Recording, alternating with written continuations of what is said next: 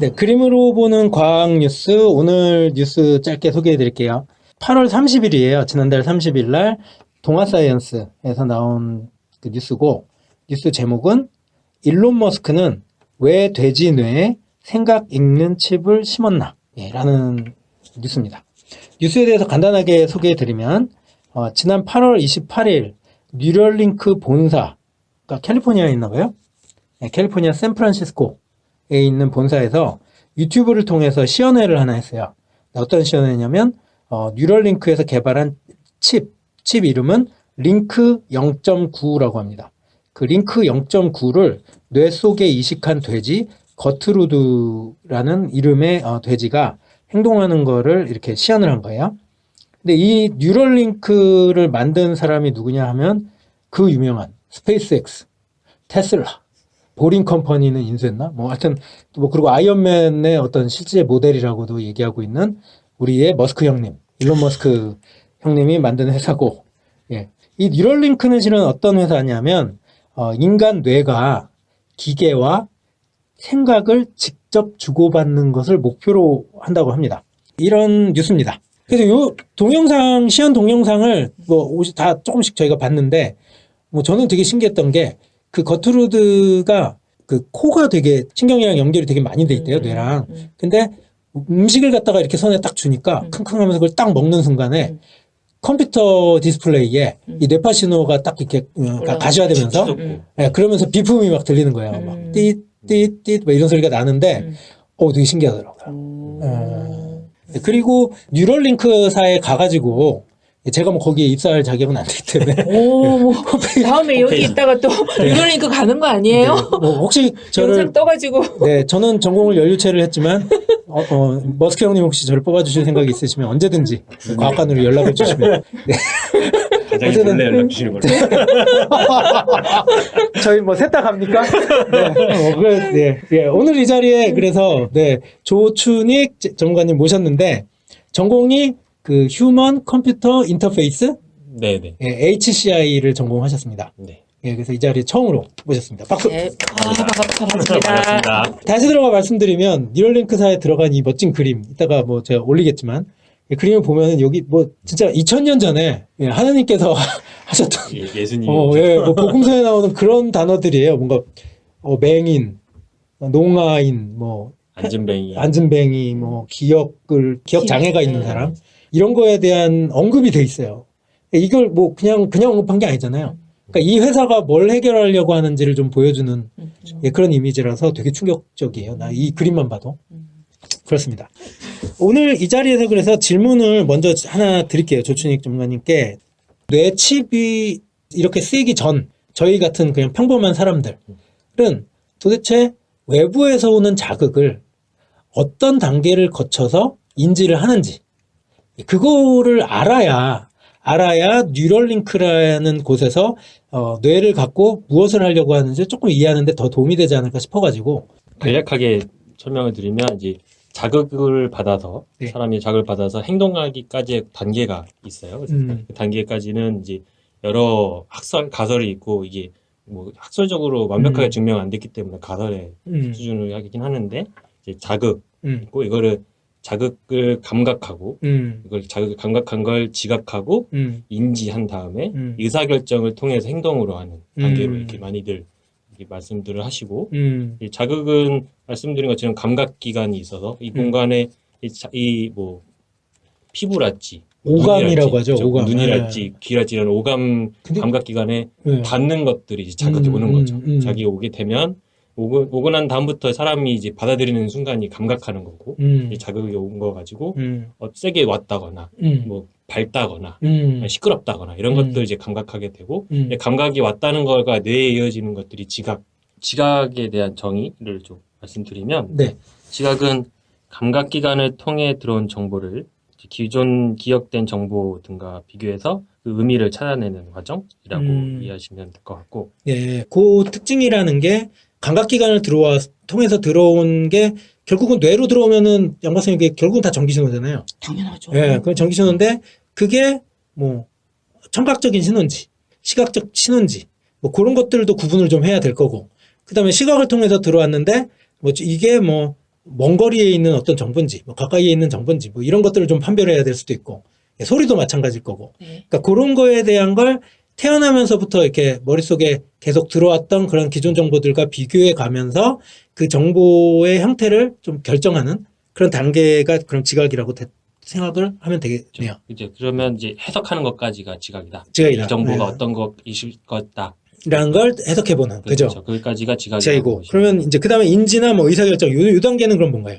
인지나 의사결정 그 정보를 가지고 이제 음. 사람이 어떻게 행동해야 된다거나 이렇게 판단하거나 이런 주의력이 들어가는 과정 이라고 보면 될 것 같아요. 예를 들어서 이제 외부에서 들어오는 소리 갖고 얘기할 때 옆집에 이제 개가 뭐 멍멍 막 짖거나 시끄럽게 짖는 소리인지 아니면 뭐 제가 좋아하는 아이유가 막 청명한 가을에 감미롭게 들려주는 그런 소리인지 막 볼륨을 더 높이고 싶은 이런 소리인지를 그냥 판단해서 아 이거 계속 켜놓아야겠다.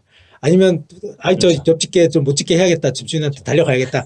이런 걸 결정하게 하는 그런 단계를 인지 과정 아니면 의사결정 네, 뭐 이런 걸로 넘어가는 뭐 그런 거 볼 수 그렇게 있겠네요. 이해하시면 될것 같아요. 그러면 이거는 정말 뭐 알기 쉽게 딱 설명을 해주신 것 같고 뭐 제 생각에는 그러네요. 이 뉴럴링크에서 일론 머스크 형님이 하려고 하는 이 개발한 칩은 그 인지 단계, 그 자극을 처리하는 단계에서 감각과 그 감각을 넘어서 지각까지 이르는 그 과정에 개입을 하려고 하는 것 같아요, 인간이. 그죠?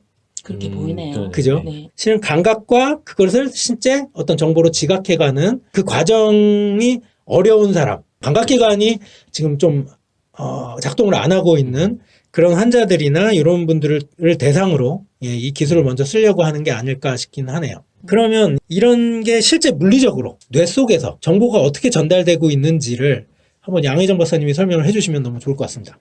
제일 먼저 우리 몸 안에서 정보를 제일 빠르게 전달하는 세포가 신경세포예요. 이제 이 신경세포를 흔히 이제 뉴런이라고 이야기를 하고, 네. 우리 몸에서 머리끝부터 발끝까지 다 뉴런이 다 들어가 있는데, 특히 뉴런이 이제 집중적으로 들어가 있는 것이 뇌. 네. 근데 이 뇌도 사실은 이제 뇌의 부분에서도 신경이 다 촘촘하게 다 연결돼 있어요. 그래서 이 신경세포가 그 모양이 중간에 세포핵이 있고, 그다음 그 세포액 중심에서 무슨 나뭇가지 모양으로 뭐가 막 뻗어서 나갔어요. 요 뻗어 나가 있는 얘를 수상돌기라고 이야기를 해요. 수상돌기. 이제 수상돌기가 막 뻗어 있다가 수상돌기 아래쪽으로 보면 긴 줄기 같은 게 이렇게 나와 있는데, 네. 요 줄기를 축삭돌기라고 이야기를 해요. 축삭? 네, 예. 축삭돌기라고 이야기를 하는데, 요게 하나의 뉴런 구조예요. 뉴런 하나와 뉴런 하나가 이 손과 손길이 이렇게 겹쳐지는 것처럼 네. 연결이 돼서 이렇게 맞닿아 있는 거예요. 서로.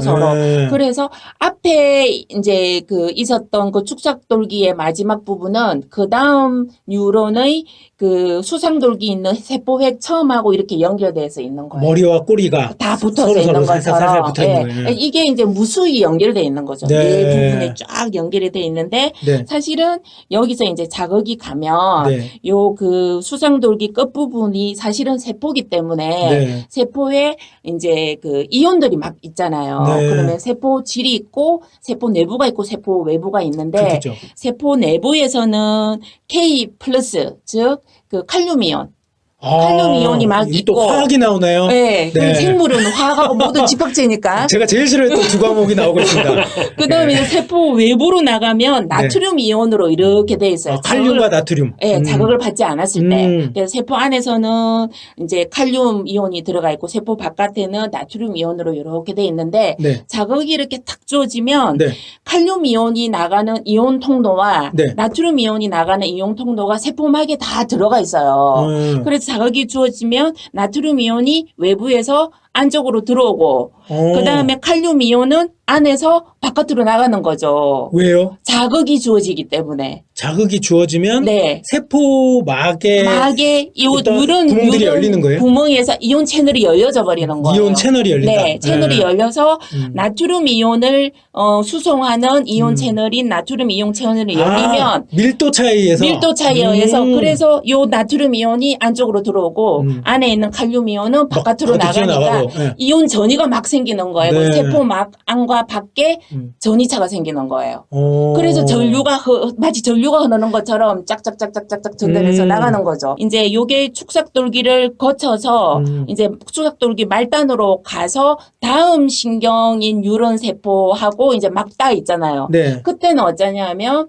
그 전에 있는 그 뉴런에 있는 신경 전달 물질이 네. 그 다음 신경 돌기인 그 뉴런으로 전달해서 가는 거죠. 화학물질이. 화학물질이. 네. 그래서 거기 또 화학물질이 가면 네. 그 다음에 또 이온 채널이 열리면서 네. 물리적인 전기 자극으로 그 반응하는 거죠. 이온 채널이라는 게 결국은 정보를 전달하는 방향으로 이렇게 열렸다 닫혔다 이렇게 전달이 돼가는 건가요? 네네네. 세포막에 있기 때문에 사실은 이것도 다 세포잖아요. 그래서 이런 식으로 하나의 뉴런에서 다음 뉴런으로 전기 신호가 전달이 되는 된다. 거죠. 요게 이제 뇌의 전기 신호 전달 기작이에요. 예. 그러면 지금 뉴럴링크에서 하고자 하는 거는 그 칩을 만들어서 1024개의 채널이라는 건 결국은 되게 가는 전선이거든요. 네. 근데 그 전선, 탐침을 뇌에다 꼽아서 아까 말씀하신 그 뇌세포 근처 어딘가에다가 의미 있는 어떤 구간에다가 꼽아서 측정을 하겠다는 거네요. 그렇죠.